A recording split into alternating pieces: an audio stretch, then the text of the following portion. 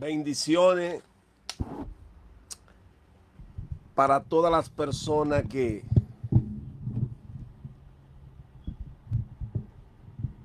mirarán este video.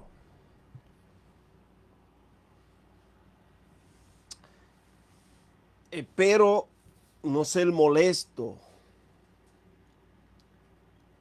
a algunas personas, específicamente amigos, que no se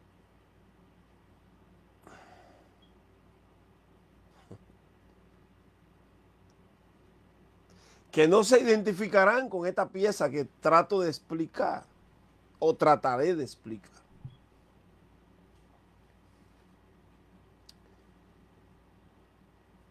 Ciertamente en este camino del Evangelio constantemente escuchamos cosas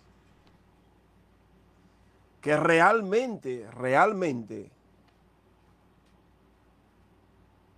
nos preguntamos si realmente nosotros estamos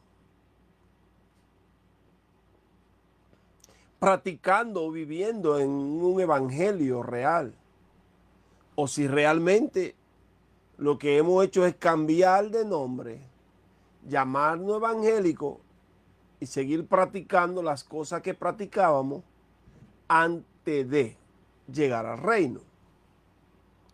No voy a ser muy extenso, pero voy a ser preciso en lo que voy a explicar. Y como introducción quiero explicarle que nunca, bajo ninguna circunstancia, he tenido ningún ataque directo o indirecto contra ningún pastor en específico. Yo honro a los pastores llamados por Dios.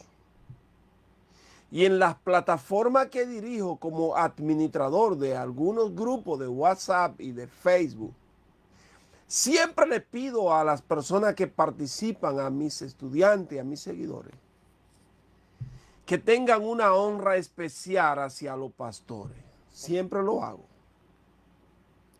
Dicho esto, quiero explicar que lo que voy a explicar en esta pieza no es porque yo tenga un problema con ningún pastor en específico. No, señor. Pero sí creo que es mi responsabilidad como maestro y ministro de esta generación llamar la atención a algo que frecuentemente sucede dentro de nuestros movimientos y que es un acto satánico del mismo centro de la administración diabólica, la cual yo creo que muchos pastores deben de escucharme. Y después de escucharme, deben de hacer un análisis retrospectivo en cuanto a cosas que ellos han practicado. La semana que concluyó, murió en el estado de New York, específicamente en la ciudad del Bronx, donde yo resido, un pastor muy conocido, un heraldo del evangelio, un hombre de la vieja guardia, un hombre amado por muchos. Murió. Realmente yo en varias ocasiones había tenido encuentros se habían celebrado eventos en la cual ese pastor y yo habíamos sido los responsables de la administración. O sea, éramos conocidos. No puedo decir con esto que éramos amigos, close, cerrados, no. Porque yo estaba en una área y él estaba en la otra. Pero este pastor que murió, de nacionalidad puertorriqueño, tiene un hijo que también es pastor de otra congregación, no de la congregación del pastor. Estoy hablando del pastor José Vargas, que murió y hoy fue su entierro en la amada Isla del Cordero. Pero yo soy amigo personal de su hijo, que le llamamos Tatico Vargas, Pastor Vargas. Amigo de verdad. Y cuando me enteré de la noticia de la partida de su padre, pues de una vez busqué la coordenada del tiempo y eso. Y específicamente este jueves pasado, entre las 5 y las 7 de la noche, el féretro de nuestro compañero de ministerio, Pastor José Vargas, fue presentado en su iglesia, Libre por Jesucristo, donde él era el presidente del concilio de esa organización. Y allá fuimos a rendir honor y homenaje y a cumplir con nuestro amigo y con la vida del pastor Vargas. La temperatura estaba extremadamente fuerte, muy fuerte. Y después de yo saludar a mi amigo, darle un abrazo y depositar una palabra en su espíritu, me quedé al frente de la congregación, que había muchas personas,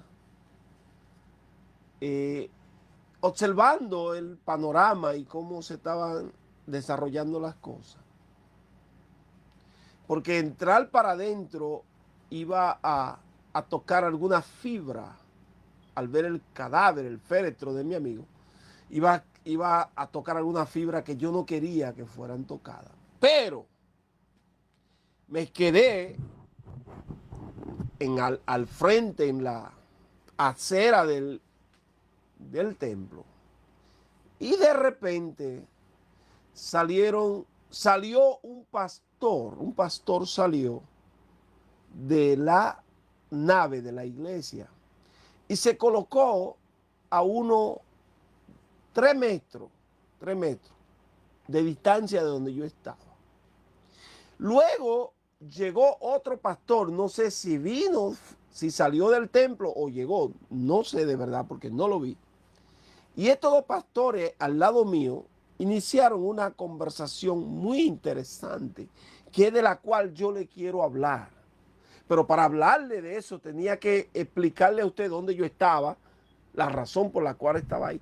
Pero esta conversación es la que usted tiene que escuchar, porque de esta conversación es que yo quiero hablarle a usted.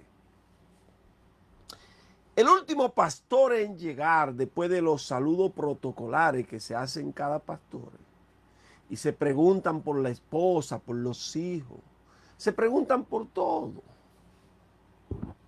Entre esa pregunta, el pastor que llegó le preguntó al pastor que ya estaba. Yo estoy a pocos metros de distancia y estoy escuchando la conversación. Le pregunta al pastor que llegó al que ya estaba: siervo y fulano, ¿cómo está? Este fulano es un miembro de la iglesia del pastor que llegó primero, que al parecer había una relación entre los 3, entre los 2 pastores y el miembro. Y él le responde: bueno, varón, yo tuve que ser astuto como la serpiente. Y cuando él dijo astuto como la serpiente, mis oídos se dedicaron no a oír, sino a escuchar. Yo no sé si usted sabía que oír y escuchar son 2 cosas diferentes. Entonces, él le dice: ¿y cómo así? Dice: sí, porque ese hermano que me voy a reservar por ética ministerial, los nombres de los pastores. Por cierto, uno de ellos está conectado ahora mismo a esta transmisión. Uno de ellos. Pero por ética ministerial no voy a mencionar ni los nombres de ellos ni del miembro de la iglesia.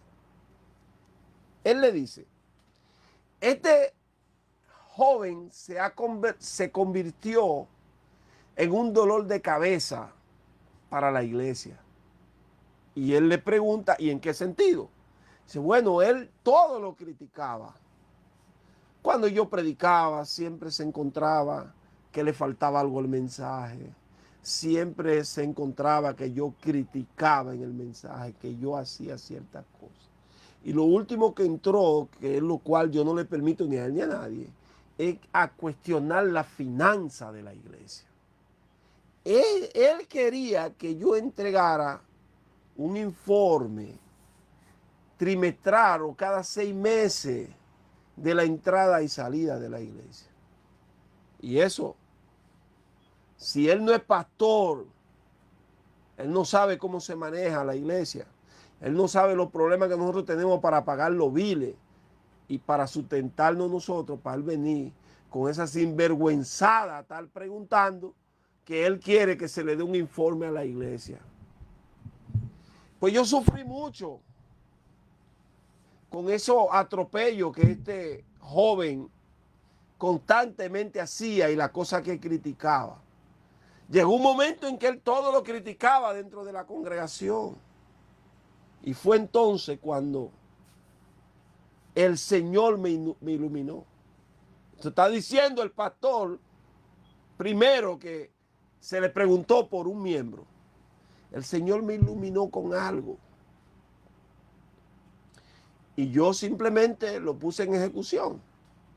Y hoy me siento libre y la iglesia está libre. La iglesia está libre de ese demonio. Y el pastor que llegó le pregunta, ¿y qué fue lo que usted hizo, pastor? Y él le dice, bueno, como este hombre tenía tanto conocimiento de lo que es la administración de una iglesia como pastor, pues yo simplemente le dije que yo sentía de Dios que él tenía un llamado al pastorado. Y que la iglesia lo iba a apoyar en esa travesía que él entendía que él debía tomar. Y le dije que buscara un local que no fuera muy caro y que la iglesia se iba a comprometer en los primeros 3 meses a visitarlo con hermanos, que los servicios no fueran en los mismos horarios ni en los mismos días de nuestra congregación, pero que yo me comprometía con él en visitarlo, predicarle algunas veces y que los hermanos fueran a cantarle y todo esto hasta que la congregación despegara. Después de 3 meses él tenía que él mismo arreglarse por su propia cuenta. Wow, tremendo. Y le dice al pastor, ¿y cómo? Y él aceptó eso. Y dice, sí. Él aceptó eso. Él buscó un local, no paga mucho, lo que paga son $600 mensuales. No tiene que pagar luz ni agua. Y nosotros le regalamos 40 sillas y un púlpito.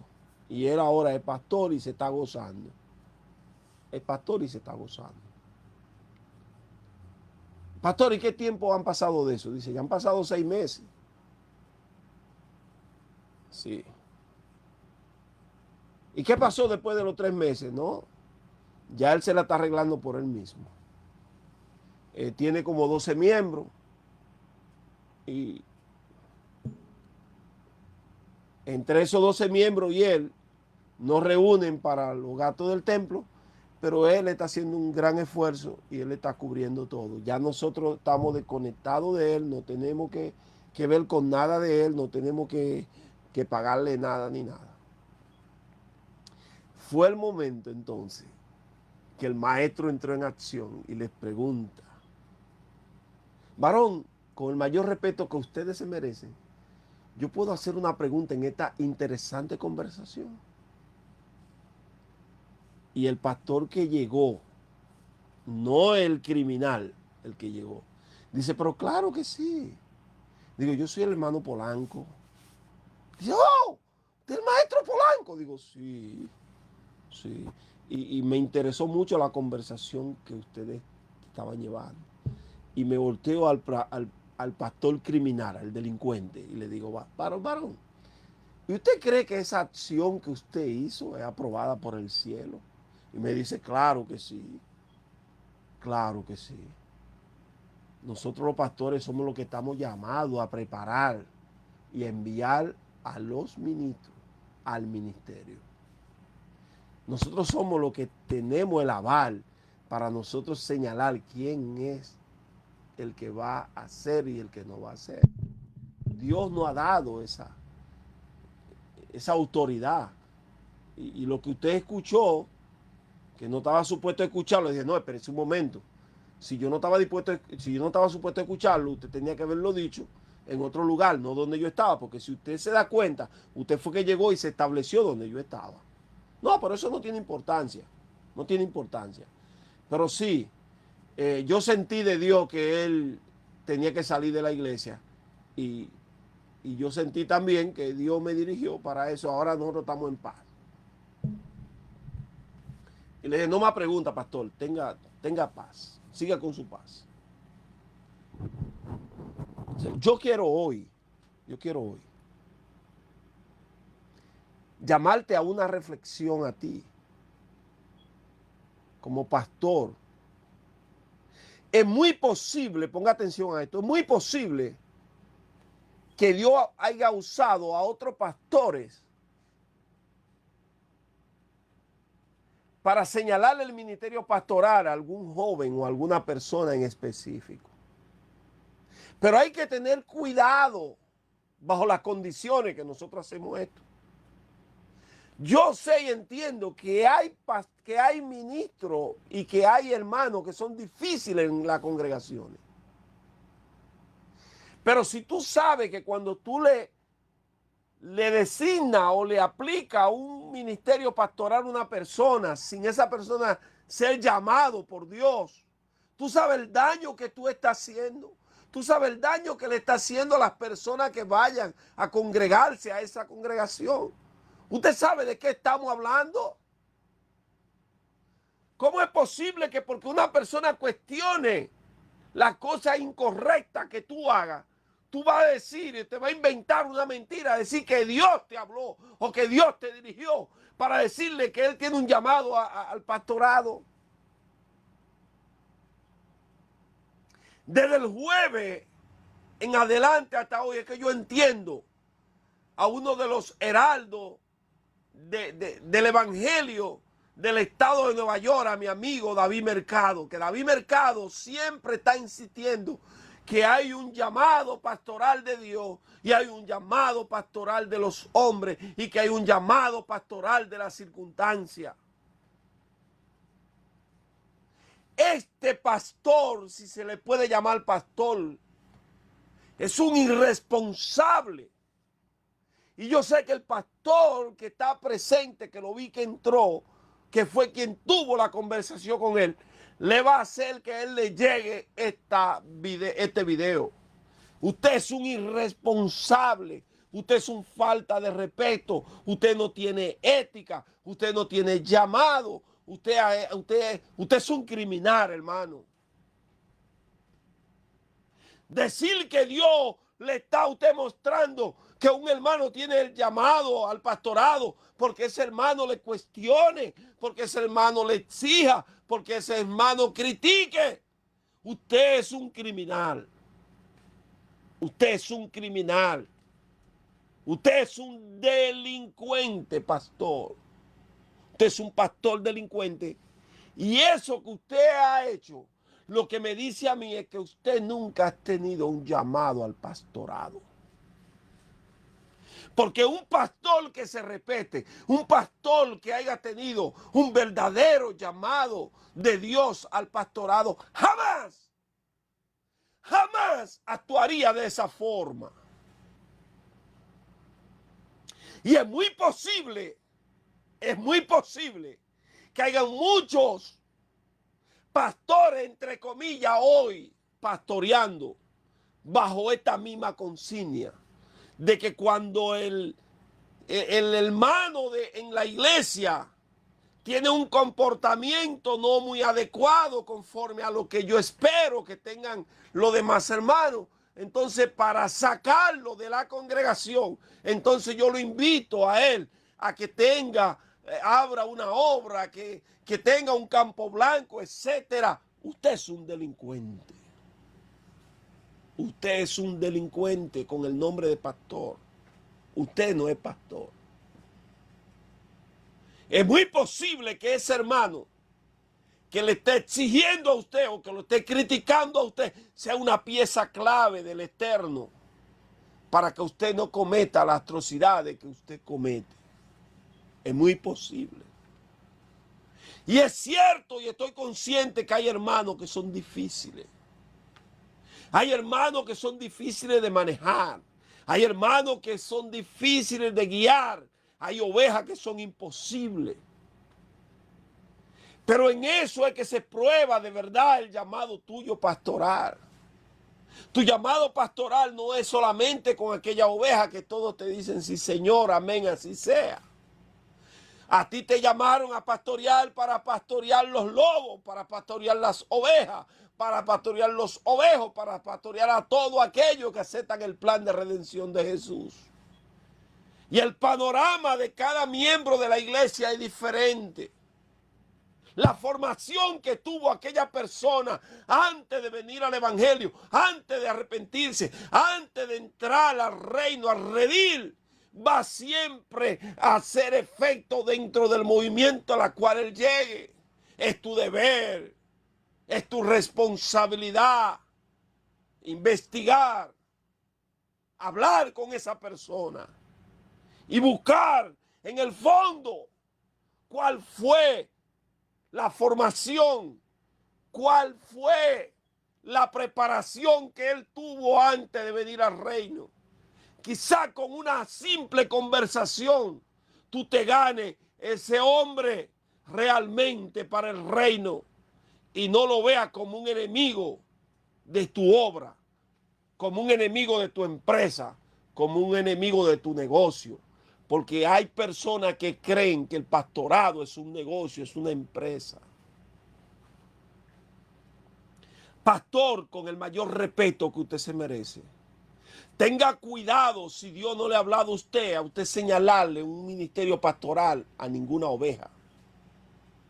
Porque ese daño que usted va a hacer es un daño irreparable y que va a tener consecuencias y que no solamente consecuencias, va a tener raíces que se van a extender a las personas que este hombre sin tener un llamado pastoral va a escuchar.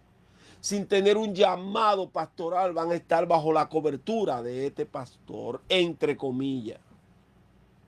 Con esto no estoy diciendo que Dios puede usar a un lobo de esto para señalar a un verdadero pastor. Porque hay muchos que han salido de iglesia bajo esta misma circunstancia y hoy son pastores prósperos. Y buenos pastores con buenas iglesias y buenas palabras. Porque a pesar de la maldad del delincuente que lo expulsó a esta carrera, Dios también tenía un propósito con esa persona. Pero eso no justifica la acción del delincuente. No lo justifica. Si usted cree que usted es pastor y Dios lo llamó para pastorear solamente a las ovejas mansas, usted está equivocado. Hay ovejas mansas y ovejas rebeldes. Y tu mayor trabajo es instruir a las rebeldes, porque las mansas te siguen sin problema. Tu verdadero trabajo pastoral es convertir a esas ovejas rebeldes en unas ovejas mansas y que se dejen llevar de ti, guiar de ti.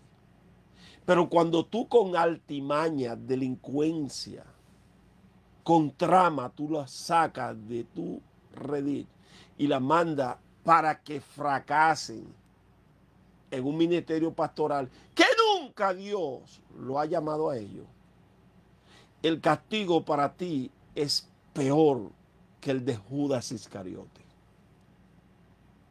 Si usted, sin arrepentirse de eso que usted explicaba este jueves pasado y que yo lo escuché,